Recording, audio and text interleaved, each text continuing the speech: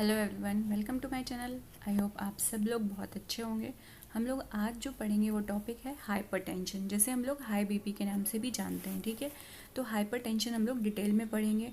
Definition, type, management, clinical symptoms सब कुछ देखेंगे हम लोग। ठीक है, तो हाइपरटेंशन को हम लोग साइलेंट किलर डिसीज़ के नाम से भी जानते हैं। यानी कि हाइपरटेंशन को साइलेंट किलर डिसीज़ भी कहा जाता है, क्योंकि ये कई बार बहुत ही ज़्यादा प्रॉब्लमेटिक हो जाता है और पेशेंट जो होता है कॉम्प्लिकेशंस में आ जाता है और डेथ हो सकती है। कुछ केसेस में ऐसा होता है, जनरली नहीं। ठीक है, तो क्या होता है, डेफिनेशन देखेंगे तो हाइपरटेंशन होता क्या है। Hypertension is defined as the blood pressure is too high और हायर देन 140 और 90 mmHg। 140 सिस्टोलिक बीपी होता है और 90 जो होता है वो डायस्टोलिक बीपी होता है।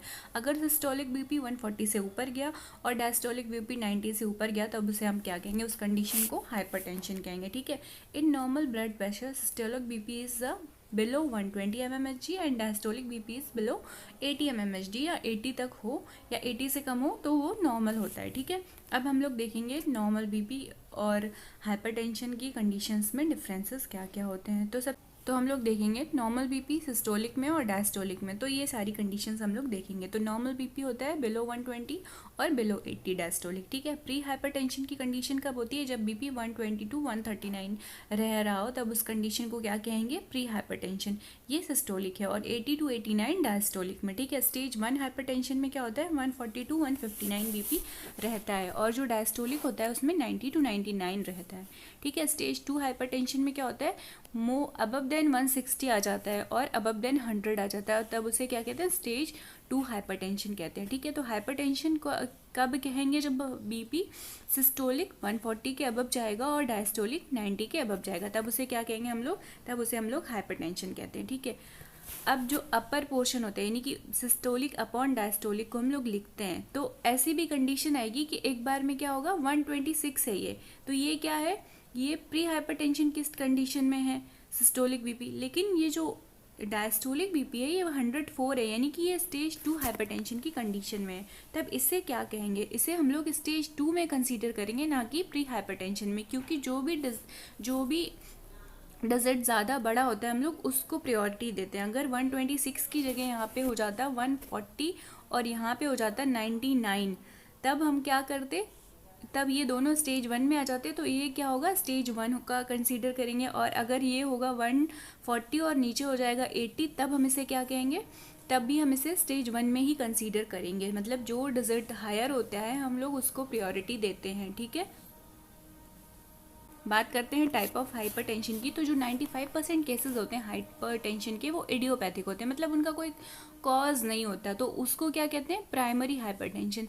लेकिन 5% जो केसेस होते हैं वो सेकेंडरी हाइपरटेंशन होते हैं, मतलब उनमें पर्टिकुलर कोई कॉज होगा, कोई डिसीज होगी जो हाइपरटेंशन क्रिएट कर रही होगी। तो ठीक है, 95% क्या होगा, इडियोपैथिक, जिसे क्या कहेंगे, प्राइमरी। और 5% क्या होगा, सेकेंडरी हाइपरटेंशन होगा, जिसका कोई पर्टिकुलर कॉज होगा, कोई ना कोई डिसीज उसके पीछे रन कर रही होगी। ठीक है, तो अब हम लोग देखेंगे एटियोलॉजिकल फैक्टर।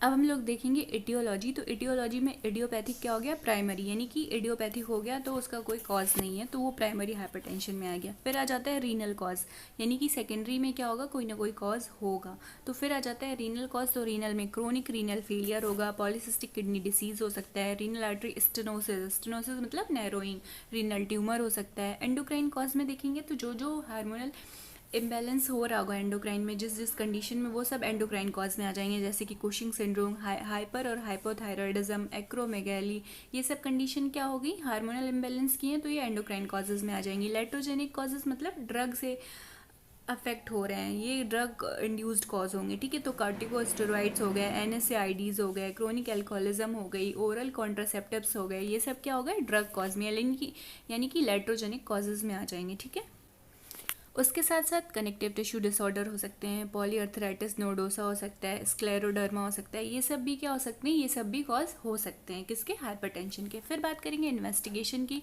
तो इन्वेस्टिगेशन सबसे पहले तो हम लोग बीपी मेजर करेंगे, उसके साथ सीबीसी करवाएंगे, यूरिन रूटीन करवाएंगे, माइक्रोस्कोपिक एग्जामिनेशन करवाएंगे, मतलब उसका कोई जो मेन कॉज है वो देखने की कोशिश करेंगे। अगर वो सेकेंडरी है तो फास्टिंग ब्लड शुगर करवाएंगे, लिपिड प्रोफाइल करवाएंगे, ब्लड यूरिया क्रेटिनिन मतलब किडनी का फंक्शन चेक करने के लिए ये करवाएंगे। ठीक है, उसके साथ सीरम इलेक्ट्रोलाइट करवाएंगे, यूएसजी करवाएंगे किडनी का, चेस्ट एक्सरे करवाएंगे, इलेक्ट्रोकार्डियोग्राफी और इको भी लेंगे हार्ट का, ठीक है। तो ये सारी टेस्ट हम लोग करवाएंगे हाइपरटेंशन के केसेस में, ठीक है। उसके बाद देखेंगे हम लोग क्लिनिकल मैनिफेस्टेशन में पर्सन को क्या कंप्लेंट्स देखने को मिलती हैं, यानी कि साइन सिम्टम्स क्या क्या हो सकते हैं। तो सीवियर हेडेक हो सकता है, chest pain, dizziness, difficult bleeding, nausea, vomiting, blood vision होगा, एंजाइटी होगी, कन्फ्यूज़न होगा, बजिंग होगी in the years, nose bleed करेगी और एबनॉर्मल हार्ट रिदम हमें देखने को मिलेगा। ये सारे सिम्टम हमें कब देखने को मिल रहे हैं? हाइपरटेंशन की कंडीशन में, ठीक है। Severe headache, chest pain, dizziness, difficult breathing, nausea, vomiting, blood vision, anxiety, confusion, buzzing in the year और नोज ब्लीड और एबनॉर्मल हार्ट रिदम हमें देखने को मिलेगा, ठीक है। उसके साथ रिस्क फैक्टर क्या क्या होंगे? Unhealthy diet, physical inactivity, consumption of tobacco, consumption of alcohol, obesity, ageing, ये सारे कॉज भी होते हैं। ये क्या होते हैं? एजिंग हो रही है, एजिंग तो कंट्रोल नहीं कर सकते मगर ओबेसिटी को हम लोग कंट्रोल कर सकते हैं, अल्कोहल को कंट्रोल कर सकते हैं, कंजप्शन को, टोबैको कंजप्शन को कंट्रोल कर सकते हैं, इनएक्टिविटी लाइफस्टाइल को प्रॉपर एक्सरसाइज से मेंटेन किया जा सकता है।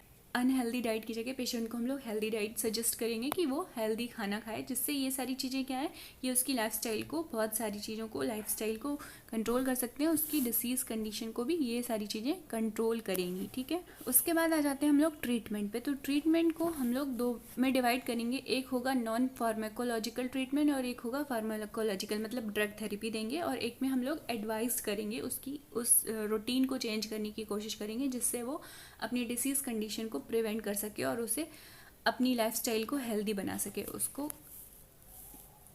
तो हम लोग उसको क्या क्या सजेस्ट करेंगे? मेंटेन वेट, तो सबसे पहले उसे वेट मेंटेन करना है। ओबेसिटी एक मेजर कॉज होता है हाइपरटेंशन का, ठीक है। फिर लो सॉल्ट डाइट लेनी है, ठीक है, लो फैट डाइट लेनी है, हाई फाइबर डाइट लेनी है, स्मोकिंग को कम्प्लीटली स्टॉप करना है, ठीक है, कंट्रोल करना है डायबिटीज़ को, और हाइपर लिपिडीमिया यानी कि लो फैट डाइट लेंगे तो हाइपर लिपिडीमिया, फैट को भी कंट्रोल करना है बॉडी में, ठीक है। तो ये क्या है? नॉन फार्माकोलॉजिकल, यानी कि ये ड्रग थेरेपी नहीं है, ये विदाउट ड्रग जो हम लोग कंट्रोल कर सकते हैं वो ट्रीटमेंट होगा, ठीक है।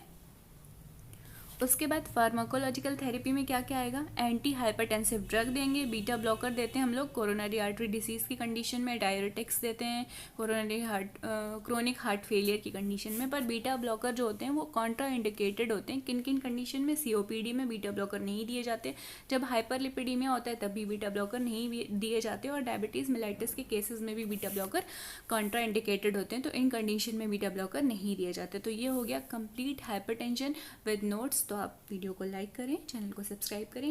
नेक्स्ट वीडियो में फिर मिलेंगे, तब तक के लिए bye bye and take care.